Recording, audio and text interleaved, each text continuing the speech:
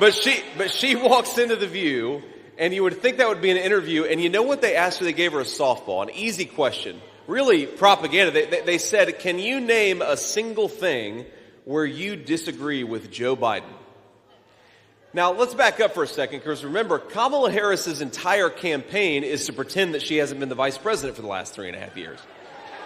You know, she stands up before crowds and she'll say, on day one, we're going to tackle the affordability crisis. On day one, we're going to secure the border. And you listen to her for 5 minutes and you think, Kamala, are you going to vote for Donald Trump? Because you've been vice president for 1,400 days. You haven't done anything.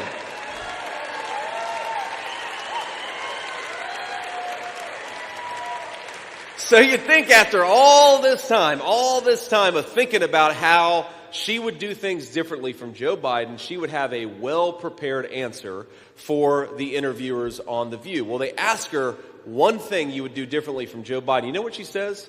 I can't really think of anything off the top of my head. Now, in her defense, I'm not sure she could think of anything off the top of her head, whether about Joe Biden's policies or anything else, but